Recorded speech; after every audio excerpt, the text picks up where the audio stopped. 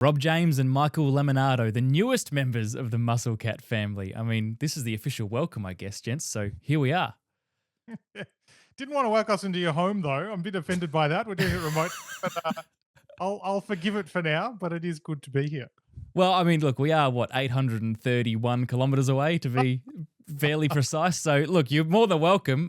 Muscle Cat's budget doesn't quite extend to flyovers for episode 4 yet, but we'll get there. Look, boys, we've got a lot to talk about. The 2026 Formula One season is, by the time this episode comes out, almost officially here, because this will come out on the Thursday, and the Friday is when on-track action begins for Formula One for 2026. So let's start at, I think, the point we need to, and that is, do we need to cleanse any demons, wash away the shadow of last year with the Oscar Piastri, can we say, capitulation towards the end and the tension with Lando? Where are we at? Are we past that as Australians?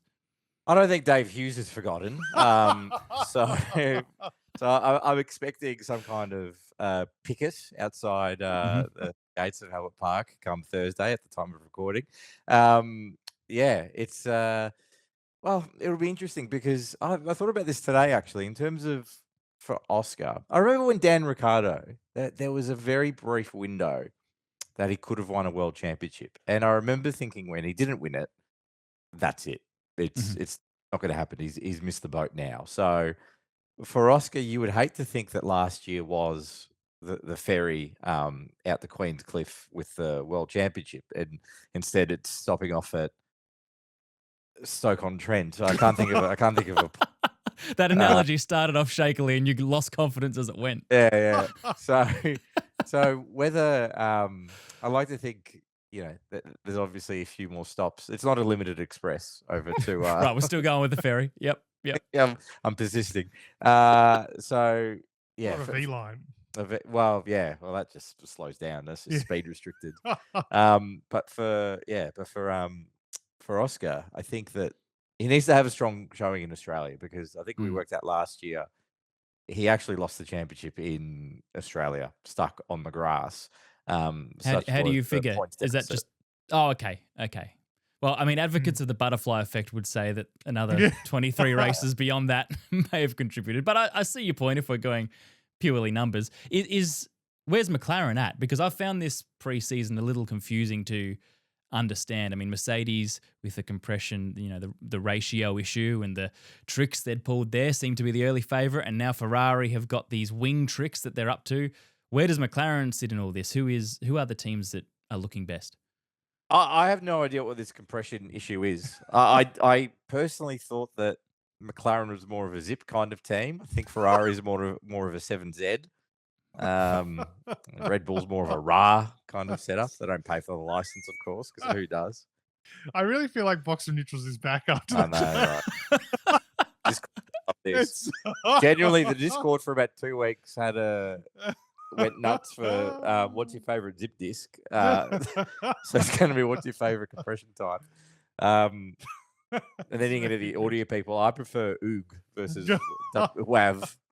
So these are all Box of Neutrals in jokes, right? And we do need to drop the name because that is the podcast that's come under Muscle Cat Media. So look, whilst we're talking the name Box of Neutrals, and we'll get back to the teams in a moment, it's one I've wanted under the Muscle Cat garage for a while, Rob. And would you say I courted you for maybe 2 years to try and get you to Muscle Cat Media? Yeah, it was just like Zach Brown trying to court Oscar Piastri. So, turn down the mighty. I've no MSNBC. Nah, that's all right. You stick to what you're doing, what you do best. News 24. Nah, that's all right. We're good. I'd like to go to sleep early. I don't like to stay up after dark. So, Muscle Cat Media seems to be the most appropriate home for the all new Box of Neutrals in 2026. Will episode 1 be out by now? It would be, right? The preview, or is it basically coming out on the Thursday? So maybe not 100%, but a good 90%, I reckon. Okay, very good. Well, yeah, let's continue with that preview. Who is the team to beat, and where does McLaren fit in that at the moment? It is a hard question to answer because, testing is always difficult to decipher, but there's so much. I think there are so many, on the one hand, games that play during preseason testing, especially when the rules are changing like this. But there's There's so much with these regulations still to learn. The engines in particular are so complicated. Drivers and teams are talking about every time they go out, they just find heaps of significant chunks of time because they change one setting on the engine or this or that because they're so much more complex than they used to be. So the picture's a little bit murky. Everyone still seems to think it's Mercedes that's the team to beat. They seem the most quietly confident. Toto Wolff seems the least perturbed by anything. I think that's a good indication that nothing seems to be stressing him out. I mean, the good news, if we come back to the McLaren part of that question, is that the McLaren is running Mercedes engines. They weren't running the latest engine during testing, which means there's immediately going to be some amount of time that they find in Melbourne. But there's also this impression that if you've got your own engine, so Mercedes, Ferrari, and even Red Bull this year, that's probably going to put you not a whole step ahead necessarily, but a little bit ahead because the engine is so important this season. So the consensus seems to be McLaren is battling maybe Red Bull for third at the moment, but we don't know if that's a distant third. We don't know if that's only half a tenth to the lead. That's the impression, but we really won't know until qualifying in Melbourne if it's dry. Which is good for us because I think in terms of testing, it has been a bit of a mixed bag. And I think that for people that were bemoaning sort of the bizarre sort of scenes in Bahrain in testing with the lift and coast on the straights with sort of the battery issues maybe. I think that if we're heading into Melbourne with arguably 4 teams in contention for being at the front of the grid, but we don't know how far away they are. I think that's a good sign that it's a good start for these next generation regulations that you've got, 4 teams really at it. It's good for Red Bull because I think there was a bit of question mark over the new engine that they have. McLaren, could they continue their run of form? Could Ferrari, with the all new Kim Kardashian specification Ferrari, would that work as well? And obviously Mercedes, doing what they do best as well. So, that's at the front of the grid. The team I'm of course looking forward to having a complete capitulation. Speaking of capitulation, is of course Aston Martin because oh boy, time of recording. Now last year I said that I would not be surprised if Lewis Hamilton did not appear at round 1 in Melbourne, nay, winter testing whatsoever.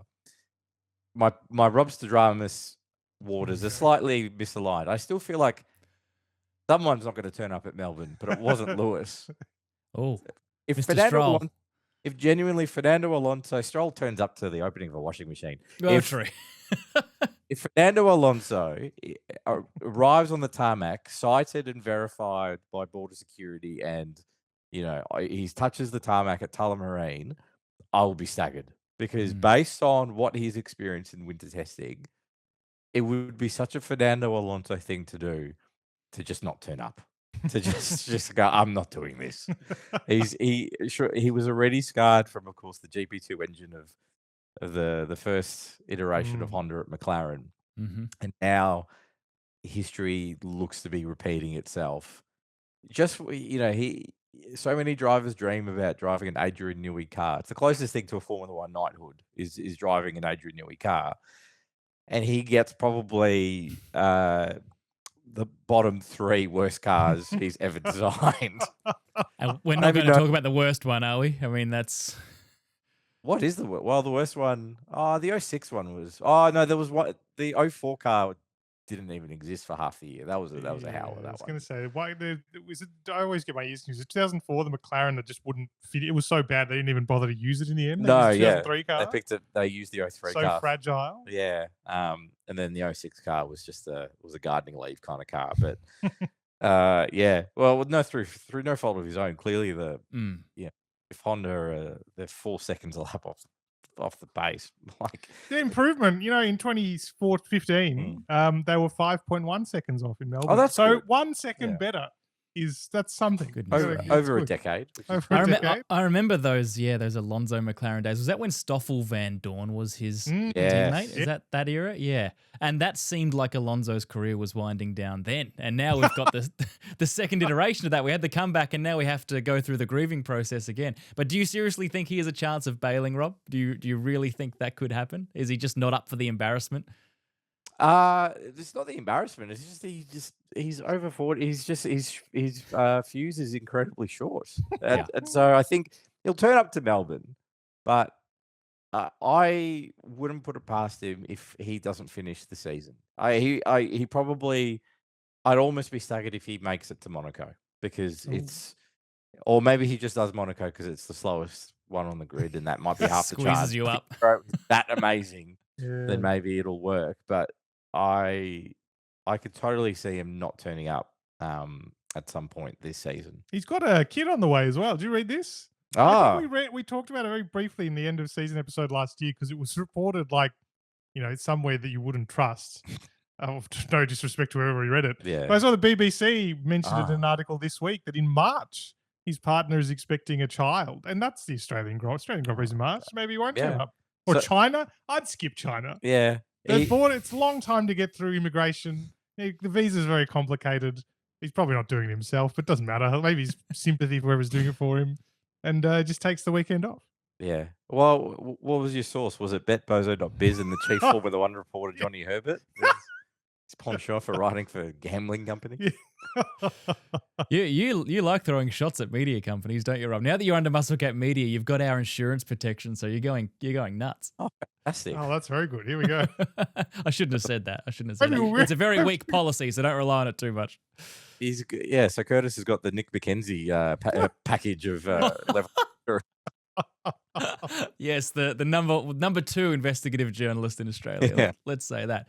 Well, let's talk about the new boys then. So I was going through my predictions today. I was trying to do a video, and I've had to delay the video for Instagram because I was wrestling with where I would put all of these mid-pack and lower-pack drivers. I think I've got my top 8 or 9 sort of figured out, or at least respectable, but there's such a quagmire of teams towards the bottom end. And it didn't feel right putting Alonso 20, 21, but that's sort of where with this car it feels like it might be. But where do Audi and Cadillac fit in to this mix? That's a good question. I think Cadillac. I think the real test of the crisis at Aston Martin is if it can't finish ahead of Cadillac Yeah. this week or this weekend in Melbourne. In fact, a couple of days. There's not quite as recording this, but as it's being published. And I think it's because people underestimate how hard it is to compete in Formula One, and that talks a little bit to what's going on at Aston Martin. But really, at Cadillac, there's a team that didn't exist less than 2 years ago. That got its entry into Formula One only last January, which gave it realistically less than a year to get a car built. Less to get a car built, to hire people to build the car, to find drivers and all sorts of people. The fact that it turned up in testing and was one of the first cars out in testing, I think, in fact, and was the first car to do a shakedown before testing, was very competent during testing, set the second fewest laps after Aston Martin, of course, but still a reasonable number of laps. Wasn't embarrassing by any stretch, was it? No, exactly. It was very competent, which sounds like a massive backhander, but actually is a huge compliment for a brand new team. They'll turn up to Melbourne and they will qualify, which was the big question, maybe that they wouldn't even qualify. And then they're unlikely to score very many points, if any, this season. But just being able to finish and run laps and gather data and have Sergio Perez and Valtteri Bottas give feedback is a huge tick. So I'd expect them to still be near the back, but I think that they'll be just sort of quietly impressive if you're paying attention. Audi for me is way harder though. Like that's a way harder read. Sort of patchy during preseason testing. They seem like they're generally in that midfield pack. How hard have they pushed the engine? They'll have a new engine for Melbourne as well, I think, like a new specification engine. What's that going to look like? I think that, I guess we shouldn't forget fundamentally that they were Sauber last year, right? They were very back of the midfield. Probably where they start again this year. But the potential is really great, obviously, because it's Audi, because they're going to invest a lot in that engine over time. The team's expanding a lot. So probably I'll put them just ahead of Cadillac for now, but with a lot of potential to improve.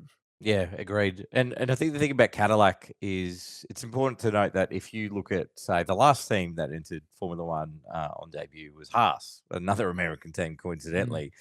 Their set of circumstances were completely different. They were effectively a Ferrari B team. They got a lot of parts off the shelf, as it were, as they could legally, as per the regs. But this is Cadillac, where really they got the only hand-me-down they got was a Ferrari that was a couple of years old for testing purposes before the car was ready, just to sort of get Sergio Perez's neck back in order. And so for them, they've got they have a long line of credit in terms of if they're sort of at the back of the grid, that's okay. It's just the case for them. They don't want to embarrass themselves with a car that is woefully understeering, oversteering, or doing both at the same time, like we've seen backmarkers in years gone by. They just need a steady race to find themselves. And the fact that, they turned up to winter testing first and they had a car that was reliable and it ran, doesn't have to be the quickest. I think that's all they can ask for. I mean, let's face it, like, for Cadillac, their long-term driver prospects are not Valtteri Bottas and Sergio Perez. They're really, you see it with teams of that kind of ilk that come into the sport. They get two very experienced drivers, Grand Prix winners, but they'll use them for as long as they need to before they find some young hotshot they can sign to get aboard there. So for them, they have a long line of credit. Audi's a funny one because I think for them, they've stepped up the professionalism. It's now a factory effort properly. Last year, you probably saw a little bit of Audi money flowing in because the year before was a disaster. So they kind of needed to, have a better baseline to work from. So really for them, it's going to be a question mark about the engine. I don't think the engine's going to be that slow, I would have thought, as well. I mean, if the Ford engine's really a Honda from years gone by that's been overdeveloped and they've slapped a new sticker on it. So that one's slightly different. But for Audi, that will be another watch and see. I'd be more curious to see if they sort of consider, butting up with another team, for example. I don't know what the engine market looks like for 2027, but Aston Martin, I reckon. Oh yeah, an emergency Aston Martin Audi. Aston Martin Audi, that sounds awful. Yeah. Just to go back to Cadillac, the livery launch was a bit crap, wasn't it? Was it just me who thought that? What, the presentation or the livery itself? Kind of all of it. I like the livery. Well, I think it looks cool. What happened at the presentation? Was it just mediocre? Well, it wasn't. It was the ad which they launched. They said we're launching it with a Super Bowl ad, and I thought that was very. But it wasn't at halftime. It was at like sometime in the fourth quarter, I think, or maybe 3/4 time, if they call it that in the NFL. Well, I'm glad you mentioned that. It's already a bit underwhelming. Like most people had switched off because the game was such a blowout anyway. That's right. Was switched off, but the game was a blowout. And I've just thought that it was like 100% CGI, and the animation of the car being reassembled was like something you download from one of those 3D render websites. And I thought is a little bit underwhelming.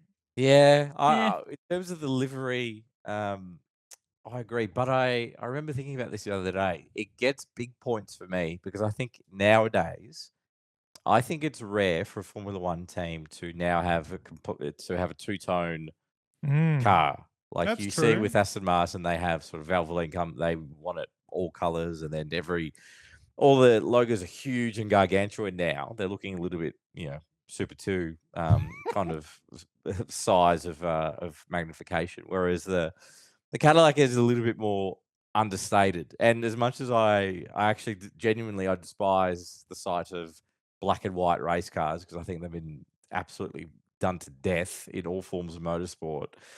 In terms of I will give it points that they've been able to convince all the partners to go with the mono version of the logo. So, and for me, that's hard. That is very hard to sort of get over the line.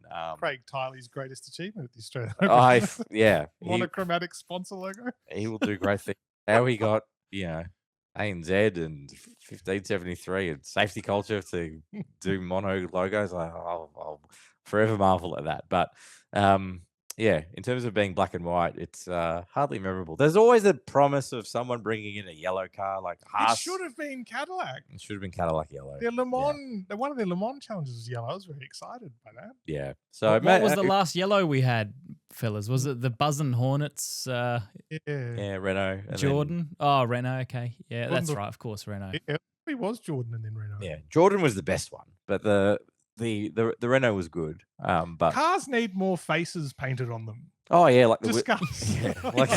With angry red eyes. Yeah, that's right. Oh, animal faces also count.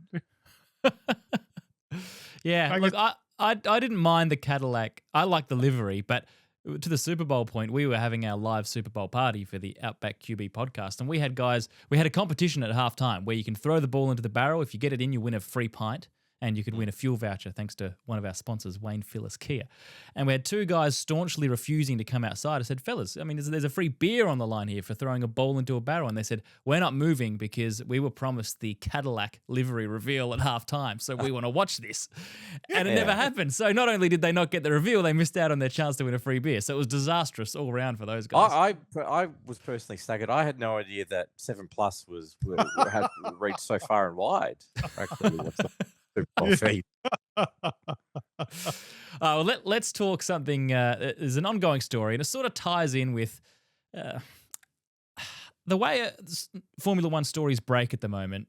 The Jack Doohan one, for example, the death threats that have been reported, that breaks via Drive to Survive. Then separately, you've got the Max Verstappen noises about will he leave? Are these regulations driving him crazy? Is he teasing an exit from the sport in a year or two or whatever? Let's start with the Drive to Survive thing and we'll get to Max. Is this format of this show now in season 8? It was once so revolutionary and brought so many people to the sport. Is it still exciting and good TV and worthwhile for the F1 fan, or is it just copy-paste marketing exercise now? What do you guys think? Oh, it feels like that's an increasingly big question. I haven't seen the most recent one, so I probably I don't think it's out. Well, at the time of recording, I don't think it's out yet. So that's you withhold judgment. From what I've heard from a couple of colleagues of mine who have seen it, is that this season is a little bit flat, a little bit underwhelming, shorter than other seasons, and so some storylines are skipped over as a result. But I mean, I'll wait and see for myself, I suppose. It does. I've always been a little bit conflicted about Drive to Survive because on the one hand, I think it's so well made and so well produced. I enjoy like the act of watching it because it also presents the sport that I cover and also enjoy as a fan in a different way, which I appreciate. You know, when you're slogging through 24 rounds a year and you're seeing the same television pictures and same format and same commentary, all that kind of thing, to get it presented differently, I think is fun. And you do get some fun behind the scenes looks, but there's also just, because the format isn't documentary, it's documentary drama, isn't it? And the dramatization of it, I sometimes struggle with a little bit. And the occasional, this is perhaps something that won't happen this season given it's a bit shorter, but the occasional episode they throw in there that's like, who requested you to put an episode about Nikita Mazepin in his show? Did you need a whole one? Like that's something I always struggle a little bit with. That there's one random one in there, and then there's also there's some good. I've heard, I don't know how many of these stories I should tell, I guess, but but you can tell anyway when you watch it, is that there's a lot of like, you know, some event will happen, some driver will get signed, like Daniel Ricciardo will announce he's going back to Red Bull or whatever, and you know they have the tweet and it comes up, and then they're like, oh, but let's go to the moment it actually happened, and it's clearly a driver and their manager desperately attempting to recreate the moment with some kind of authenticity. And 100%. Some of them, I guess, do them better than others, but others you're just like, this isn't real. Like, there's no way. There's nothing on that paper you're signing. Like, or you know, I think the big one, the famous one of that one, wasn't it George Russell, like Toto Wolff telling George Russell he got the drive, and the cameras saw them behind the garage, like shaking hands. Like, that's not how it happens. He's already a mistake. That's what cringed me out. That's what cringed me out in season 1. So I only got about a season and a half in, and then I thought, like, I'm not sure I need this because I watched the real sport unfold, most of them live. I don't think I need a retelling of it. That's how I felt anyway. But the bits that got me were the post-production commentary pretending that live during the race they were talking about Pierre Gasly going from 13th to 12th. And it's like, no, the camera was not on him. There wasn't even a replay of that move. But because this is the Pierre Gasly episode, they're shouting and screaming with this new commentary script. It's like, that just never happened. So that's what made me feel a little icky watching it, that it's a real event, but they made it feel fake. Yeah. I always enjoy trying to find the goofs and the errors that are in the episode. I'm really hoping, because I like to go, you know, that's the wrong track. You know, that's, you know, they do something about the Australian Grand Prix, but it's clearly a shot of Silverstone or something like that. Or it's the wrong sound of a car or something. I'm hoping that because now I think it's Box to Box is the production company. Because, you know, they do a few of these Drive to Survive format styles. They do one for tennis, for cycling. I'd like to think that they, they have this fast action sequence. There's a Formula One pit stop, and instead of a rattle gun, it's just a bicycle chain or a tennis ball being hit or something. Some incorrect folding that was used. They linked the wrong file. Siren at the MCG because they're doing off the footy one now, aren't they? So that'd be funny. Yeah, that'd be good. They should throw that in. Just They should require each of their series to have a background crossover of one of their other ones. Yeah, or they accidentally weave in sort of the wrong cutaways. Sort of, there's a tense moment between the Christian Horner moment where he gets sacked, and Toto Wolff looks at his phone and goes, "Oh my god, my bumpernickel," and then you get Chris Fagan sort of go away. Well, you sort of loosely touched on another point there that does add to my fatigue with Drive to Survive, and that is that quite literally every sport on earth has now tried to replicate this formula. It's like, rugby union have one, and it's very flattering, but there are sports that almost don't bear watching the actual sport itself, let alone the documentary going into people that we don't know about and clearly aren't electric personality. So it is just everywhere. It's been thrashed, I feel, but that's just a personal opinion. My favorite ones are the knockoff ones where someone has gone, we want to Drive to Survive style of our second division badminton, Victorian Badminton Association. Yeah, Victorian Badminton Association. Fine association, I'm sure, but one of the best. Yeah. Yeah, but they don't have a box to box budget. They've that's right. More of a milk crate to milk crate budget. Yeah, they're getting milk crate productions to do it for a hundredth of cost, but are demanding the same level of output, which is it's Drive to Survive on a Muscle Cat media budget. Let's put it that way. Now, I don't know whether you guys can quash this straight away, this Max Verstappen stuff. There's always some sensationalist stories going around, particularly this time of year. Is there any credence to this story about Max being so frustrated with Formula One, getting jaded, regulations don't suit him, it's not Formula One like it used to be, etc.? Is he, in your opinion, seriously thinking about wrapping it up in the near future, or is this just headline palaver? Good use of the word palaver. I like that. Thank you. That was on my list. I can cross that off now. I think both can kind of be true. I think he is frustrated by the regulations because I think Max is one of the people in the paddock who is very genuine, in a very Dutch way, where he's just very straightforward, and really what you see is what you get with him. And it's true. He doesn't like the regulations, doesn't enjoy it. He wants to enjoy what he's doing. I think the reason we're seeing him dabbling so much in GT3, like trying to tackle the Nürburgring, he's got his own team there. Sim racing he's always been doing, each to their own with that. Is because he also now he wants something he can enjoy in a more pure way.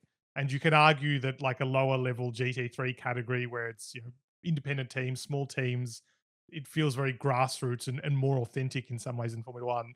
So I think that's why that's happening at the same time. I don't think he's going to quit Formula One because he doesn't like these rules. But if these engines are around, they plan to be around until 2031 at the moment, I think there is a risk that he gets to the end of his contract in 2028 and he says, I don't have any more motivation to continue with these rules. I'm out of contract. I've won 4, maybe 5 or 6 world titles. Who's to say? Maybe 100 races by then. Who's to say? There's no reason to continue. So I just don't think he's the guy who will get sucked into racing longer than he actually wants, in a way that I think you could say Lewis Hamilton's at risk of doing. Like, I think it's very clear he's going for that 8th title. The Ferrari thing's like a bit of a curveball, like maybe a bit of a detour in its own way. Like, he's obviously always wanted to do that, and that's its own motivation. But I think there's real possibility would have retired after winning his 8th in 2021, or 1 or 2 years after that. Sebastian Vettel probably did the same thing. I think he hung around too long. For whatever reason. That's not going to happen to Max. I think if he's dissatisfied with the state of F1 when he gets to the end of his deal, he's out of there. I think that's just the matter of it, and he's going to go and do something he enjoys. It's remarkable what a difference 12 months makes, because we thought this time last year he would be wearing, Petronas black and green. Yeah. Whereas I think that's dead in the water now. I don't think there's any chance of that happening now. Because I think he will retire a Red Bull driver. It's just, when does he pull the pin? Does he pull the pin early, or does he pull the pin at the end of the contract? Does Fernando Alonso still stick around by then? That's the real litmus test. Why didn't I mention him? Yeah, that's right. Well, so he's somewhere. enjoying it anymore. He's outstayed his welcome. The chairs are up. The house lights are on. The music's off. The host is deliberately yawning. Staff are going home. The cleaning around you. He's just he's just sipping away at that little coffee. He's yeah. Whether he outstays Fernando Alonso will be telling. But yeah, but for Max, I don't know. I think last year was interesting for all sorts of different reasons, obviously. But yeah, it was bizarre because I think he was genuinely frustrated, and I think all the sort of talk about it going to Mercedes or even leaving F1 altogether was sort of where he was at the time. He was frustrated. The car wasn't great. There was the off-track drama internally, politically with the team. There was the race. He got told off, no more sim racing because you did an all-nighter and you had a shit qualifying. But then for whatever reason, they started to turn a corner, and then they got remarkably close to winning last year's title. And I think that was a very rejuvenated Max Verstappen, because for him, I think if he had won that would have been his best ever. And I probably argue, apart from his, was it 23 or 24, where it was the one where he was going to almost win every single race that season. Apart from 23, where he absolutely dominated, regardless of whether he won the title or not in 2025, I actually think 2025 was maybe his best season ever. I agree. So whether he can back that up is another question, because what's his face? Lewis Hamilton has been has had many of those kind of seasons before, where he's like purple sectors everywhere, and then it just stops. And then you sort of enter that midfield palaver. But for whether Max will tolerate ever being in the midfield, I don't know, because Lewis has been there. But Fernando's a backmarker. Can Max Verstappen go back to the mid pack? I don't think so. I don't think so either. Is the calendar too long? 24 races. Is that too many? Yeah, it is. We have rostered races off in terms of what Grand Prix we watch. So yeah, it's I can't imagine what it's like working in Formula One. It must be just a perpetual state of just sleep deprivation and exhaustion. You age. I reckon you age less being the president of the United States than you do working for one. I think it is, and it's also the scheduling of some of the races is pretty silly. They're working on it a little bit, admittedly, but the season ends again next year, or this year, I beg your pardon, with Las Vegas back to back, with Qatar back to back with Abu Dhabi. Like, two of those make sense. Las Vegas doesn't. It's nowhere near any of those races, and the time insane. And I think that's things like that are the problem. Is just like thinking about not just like that works great if the title's going to a showdown, right? But not every title's going to a showdown. Not every title's going to have. We're lucky this year with Vegas, the McLaren cars being disqualified, because otherwise Norris finishing second in that race, I think it was, all but tied up the title for him, or would have. It certainly wouldn't have been as tense as it was. I think it just drains the energy out of people. And I think it's also interesting, it happened last year, the year before, I beg your pardon. I can't remember if it happened as much last year. But even the drivers get sick in the last 3 or 4 races. Like George Russell seems to always be unwell at the end of the year. And if the drivers are getting sick, the most pampered athletes almost anywhere, flying first class, they have trainers devoted specifically to adjusting their body clocks when they go to these flyaway races and controlling the diet and all that kind of stuff. If they struggle, then think about everyone else who's doing it. And think about the viewers too. Like I think when I got into Formula One, and I'm sure it was probably the same with you, Rob, you couldn't miss races because there weren't that many. If you missed one, you missed like 10% of the year. That's right. Now it's like, well, you can miss one, doesn't matter what. There'll be another one next week. It'll be a sprint. You get to race one. And sort of like, I think that's when, maybe it's just like an old school fan in me talking and saying that. But I think that's when at least the idea of the sport changes a little bit. Because, I remember when Liberty bought F1, they're like, we want to make every race a Super Bowl. But the beauty of the Super Bowl is that there's one a year. Can't have 24 Super Bowls a year. It's not possible.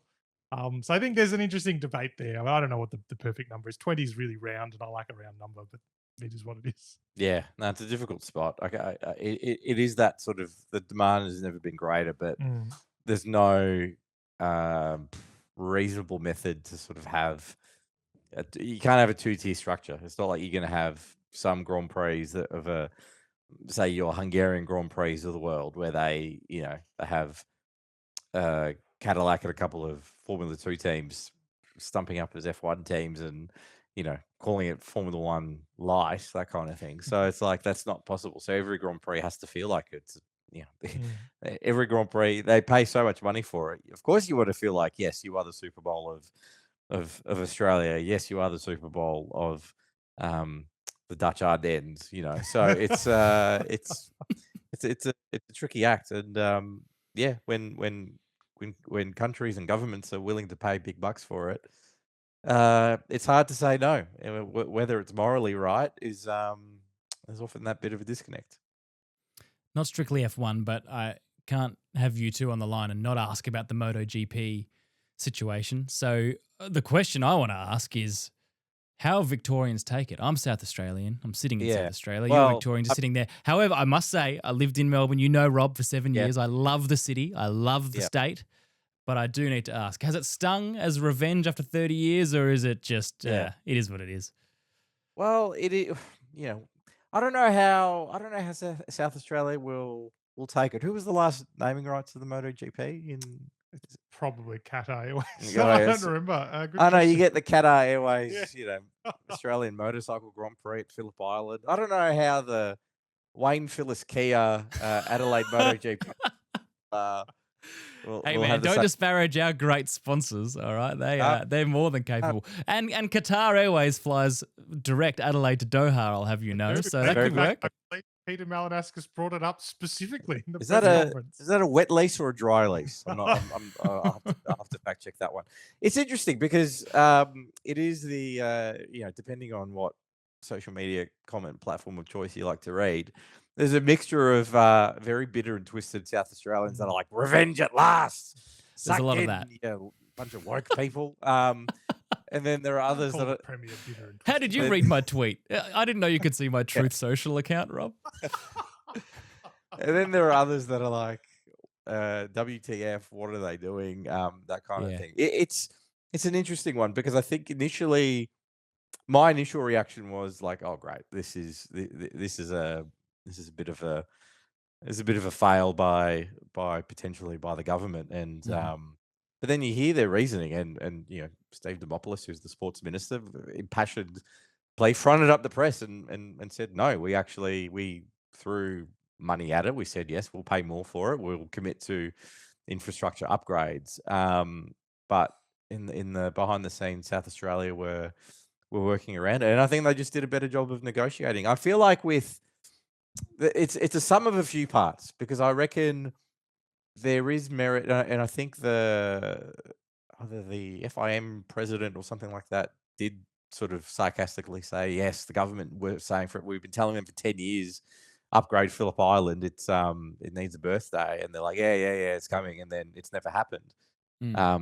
So at the 11th hour, they're going, yeah, no, we'll commit to the upgrade. But by that point, the negotiation was, and probably no one expected it, was, well, we want the race to move to Albert Park, of which the government rightfully said no, that's not happening.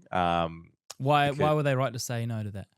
Well, the reasoning by the government officially was that they didn't want to dud out a regional area where Phillip Island is. Phillip Island, it's some 2 and a bit hours out of Melbourne. It's a fair hike to get to, so it's not as easy as Albert Park. So if it was a situation of where Dorna go, we want the MotoGP, you got to move to Albert Park, and if the Victorian government said, yeah, no worries, all good, the problem they'll have is then you'll raise the ire of the Shire of the Bass Coast community in a state election year as well. Yes. And aggrieve them, because that's the MotoGP is an incredibly valuable.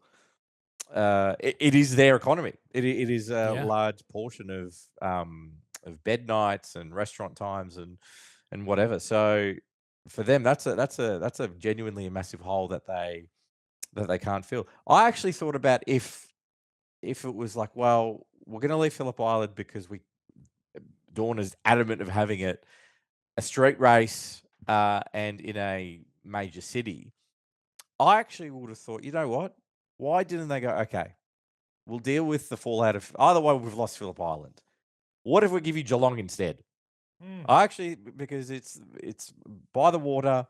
There's still sort of it's still, well, it's a provincial city, but you know, let's face it, Geelong is it's not a major capital city, but it's a major city. I would argue Geelong's no different to Adelaide. I think Geelong has more skyscrapers than Adelaide. I remember last time I went, I think Adelaide was building its first skyscraper. So it's we are a perfectly 2D city. Yeah, there's yeah, yeah. So it's Tremendous. yeah. I like Adelaide. That's the thing. So it's I know I have another South Australian friend of which I think it's what's it called? The theory is that South Australians hate Victorians, but Victorians don't mind South Australians, and then Victorians hate New South Wales people, but New South Wales people actually quite like Victorians, and then New South Wales people hate Queenslanders, and Queensland doesn't know what it's doing. Too much time in the sun. So it's this weird sort of rival. And I think, you know what, Peter Malinowskis, he's a bit of he's the premier you want to have, no matter what state that you're in. And I think he's Party Pete. They call him Party Pete, Rob. Yeah, when Jeff Kennett said Peter Malinowskis has gone straight to the Jeff Kennett playbook of securing major events for the city, it's hard to argue. You go, well, you know what, they did a good job of negotiating for it, and I think South Australia is probably where Victoria, and I'm not saying this as the joke that Adelaide's 10 years behind Melbourne or whatever, but sure, in the similar era in the 90s where Melbourne was going through a rejuvenation process. They were sort of getting out of economic trouble. South Australia, correct me if I'm wrong, your very inspiring former premier, was it Stephen Marshall was his name? Stephen Marshall, yes. He exuded nothing but confidence during the COVID crisis. He decided, Clipsal 500, forget about it. Let's sell all the assets. Let's have no major events in South Australia, and then Party Pete comes onto the scene, and then brings in with golf, gather round, now the Adelaide MotoGP. Yeah, and I think one of the Motorsport Press was saying that Sam Shaheen was pivotal in those discussions as well. He's South Australia's Ron Walker, if we use the Victorians. Yeah, that's right. So it's exactly the same playbook. You get an influential, wealthy, proud, passionate South Australian in Sam Shaheen having sort of a play with it. You have a very popular leader in Peter Malinowskis who can seemingly do no wrong at the moment. It's good luck to them, is all I'll say. However, in terms of how the track will work as a street this circuit, is where I wanted to go, Rob. I mean, gee what do we whiz, do on a street circuit? I have no idea. I have no idea. Listen to some people in the MotoGP media. The track will never happen, and the whole point of this is just to get MotoGP to bend, because it's more palatable to leave. Because the problem with Phillip Island is, as Rob's already said, the facilities are really poor because they've just never been maintained. I'm not naming names, but there are some facilities where Phillip Island, as far as I'm aware, I've not seen graffiti in the stalls. There's soap when I go there. There is only, though, one toilet complex in the whole paddock. I've covered the MotoGP, and I've attended the toilet facilities next to Jorge Martin because he's got nowhere else to go. Someone said some riders pee in bottles at Phillip Island because they don't want to queue for the toilets.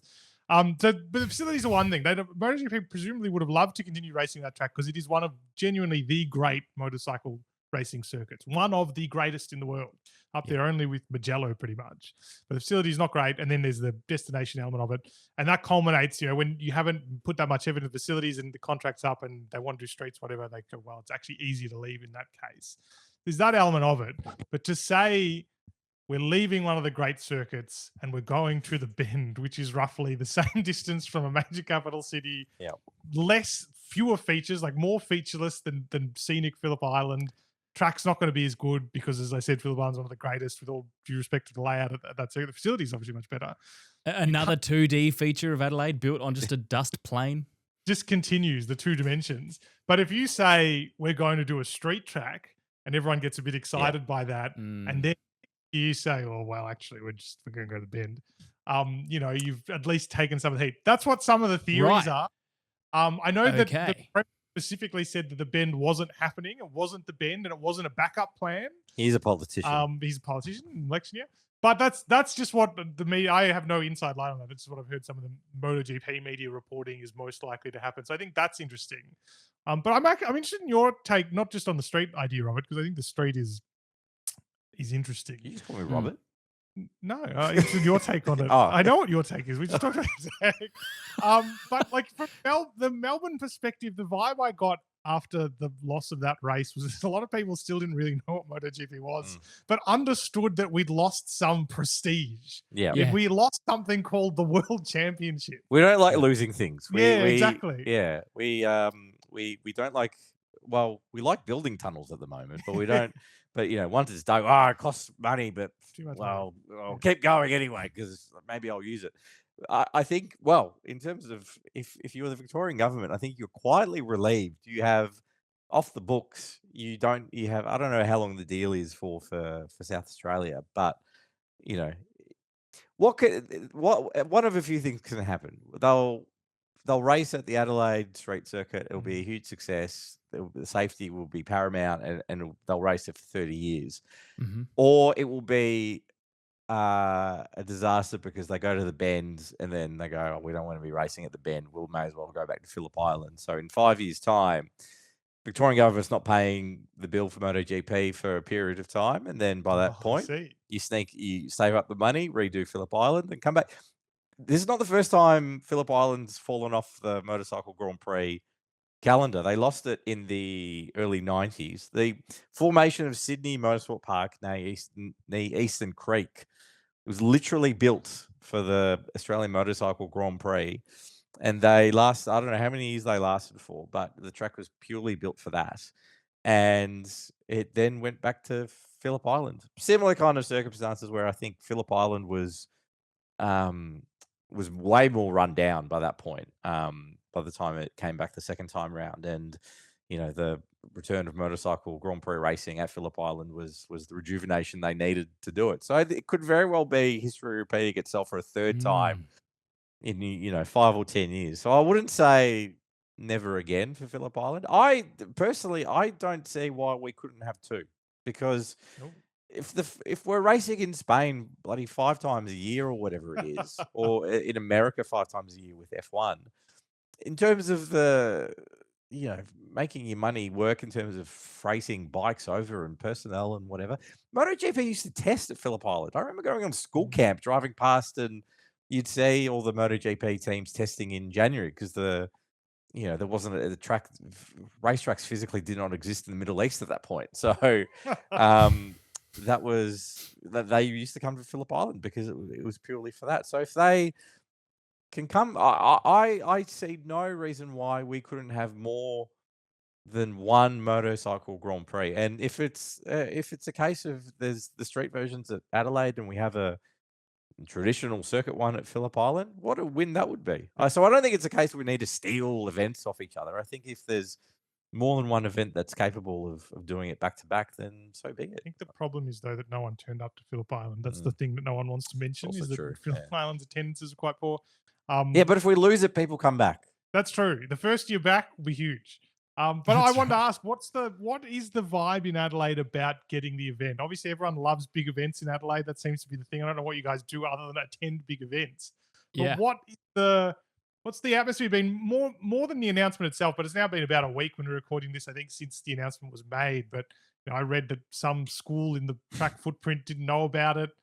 It seems like a lot of trees will have to be pulled down. Some people are saying some buildings will have to be pulled down. I haven't said that. Like, what's been the response as people has digested that announcement and what it might mean for the city? Yeah, it's a good question. I think similar to those in Melbourne who knew they lost something but didn't know exactly what.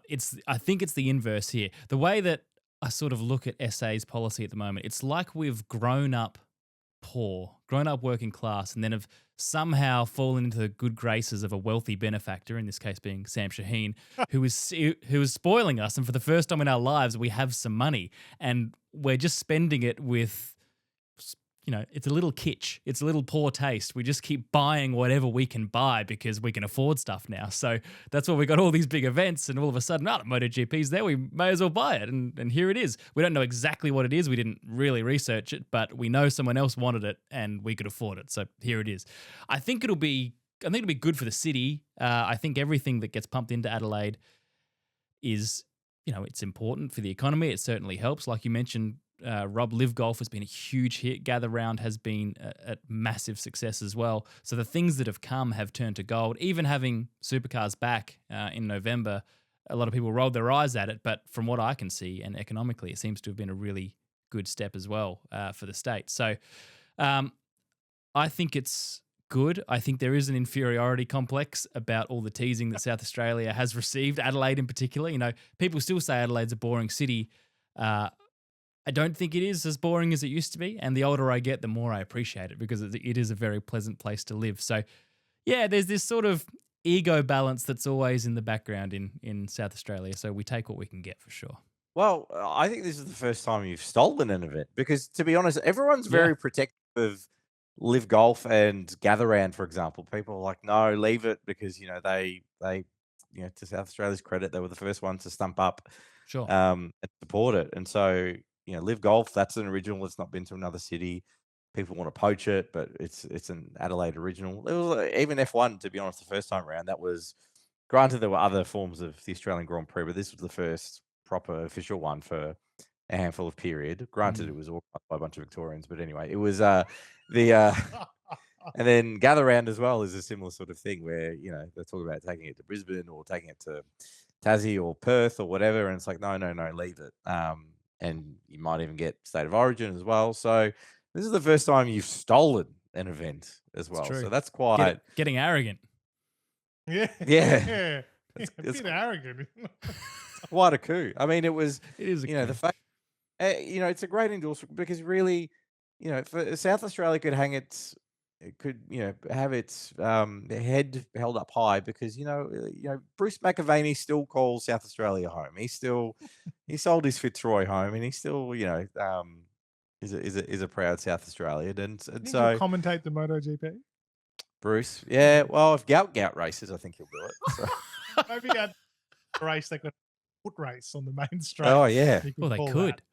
I like that. Gents, I just want to touch on Box of Neutrals quickly because, that's the main reason you're on this show. It's because Box of Neutrals is now with MuscleCat. And like I alluded to before, I genuinely love the show. Rob, when we were working together quite a while ago now, I remember it must have been 8-9 years ago, I found out you had the podcast, and I can tell you the exact day I first started listening to it. It was a day that I was panicking mowing the backyard of my rental property because the landlord had dropped by the previous day and saw the state of disrepair that his house was in, left me a note and said, you need to fix this immediately. So I thought, well, if I've got 5 hours of work, I may as well listen to Rob's podcast, and it made a bad day much more bearable. So that was my first experience of Box of Neutrals, and I've enjoyed it ever since. How did it start? It's been, 10, 12 years now?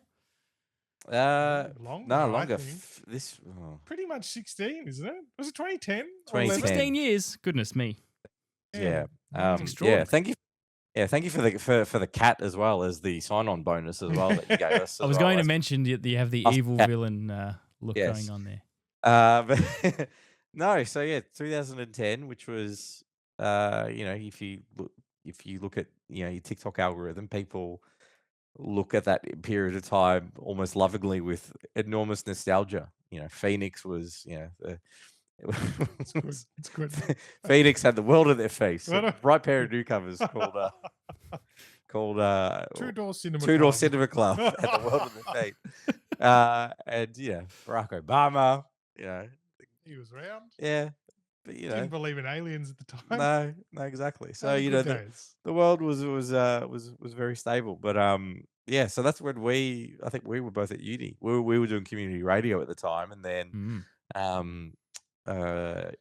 you were doing another program, Michael, with someone who just wanted to copy Hamish and Andy And they went on to become Will and Woody. No, they just no. And then I wanted to do a show about F1, and then that was the panel operator who can't be mentioned for legal reasons. He's not a Muscle Cat Media talent, but he also came to the fore as well. So. And that was 16 years ago, and I think before F1 was popular. Thank you very much. I still maintain we were easily the first good podcast. There were probably some shitty ones, but I reckon we were the one with the most production value. First Formula One podcast in the world in 2010. You have to remember, podcasts were very, very much in their infancy. I reckon it was another 5 years before they started doing it properly, where it wasn't just radio shows clipping up, taking out the ads and calling it a podcast. And I mean, why have you endured with it for so long? I mean, it's obvious it's a great show, but a lot of podcasts, I mean, I think the statistic is 90% don't make it past the first 5 episodes, and another 90% don't make it past the first 10 or 15. You guys, in an era where you would have been getting very small listenership when podcasts were almost unknown, and then over time, you're able to build this, what is really a sizable audience of Australians and Americans. Like, what was it that inspired you to keep going in the early days? And then when did you start to see, wow, we actually have a real audience that listens to this, and 16 years later, they're still there? I put it down to stubbornness, I think, strong-headedness, and just the need for routine as we get older. It's just not what you're doing on a Monday night, I think. I don't know. It's just, I mean, it's part of, we, like Rob said, we established it when we were at university, and it was part of just like doing it at community radio. So part of catching up. We're always hanging around, as university students do. Can't remember what it was like to have so little to do, but they were nice days. And then it just continued. Like, it's weekly, we catch up, we do the show. Sometimes we see that third member not naming. I don't know where we stand with the naming of him. And so it's just become a regular catch up. And again, for a lot of that time as well, not that many, but liking Formula One was like a bit of a niche thing. It's not something you'd go and have a chat to your other colleagues about, because no one cared. People didn't know anything about it before Drive to Survive. So there's also that element of as well, where it was you were your own community. Now the community is enormous, not just in terms of like we have people listening and we have more ways to connect with them than ever, but the Formula One community in general. You can talk to anyone about F1 these days and they'll have an opinion.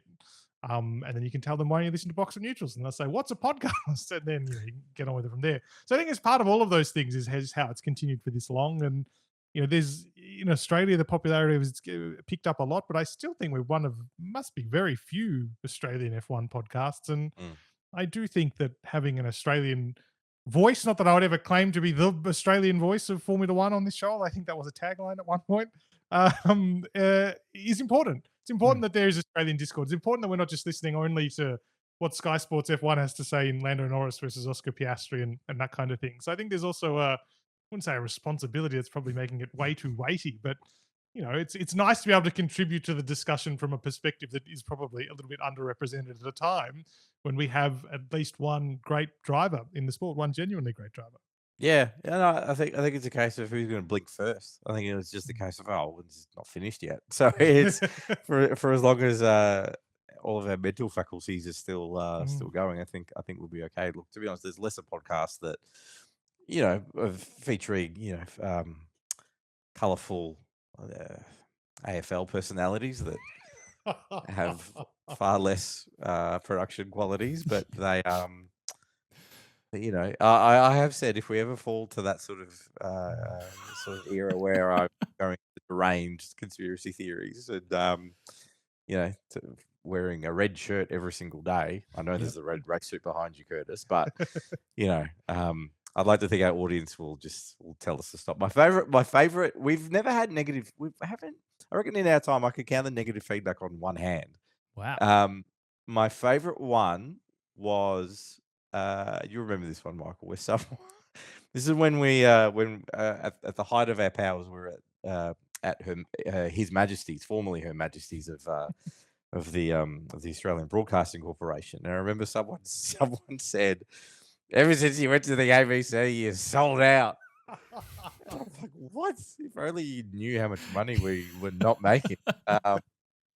Yeah, so that was my favorite insult. But I think genuinely, I think because I've not really, yeah, I've not. I think it's also there's not an obligation, but I think we enjoy our little loyal but loyal audience really. So the fact that people are listening and We did just on that, not to interrupt you. yeah, At the start of the 23 season, I think, in our first episode, we had a joke where we were quitting the show, that it was oh finished. yeah, that's right. And it was a short sketch that followed Yeah. based on contemporary It events. was one of the great sort of production values I ever yes. made. The reference was, I think, the WTF1, Yes, which that's was right.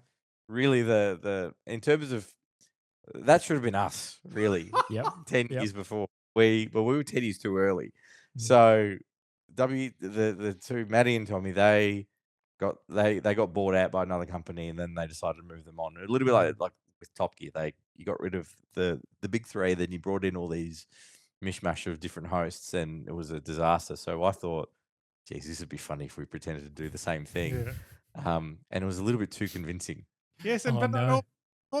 and so we got a lot of emails and messages saying, "Oh, I can't believe it." And I very can't listen to the new heartfelt- hosts. Yeah, new hosts, which has been heartbreaking because I thought the shows they performed very well, but they're very touching and heartfelt messages.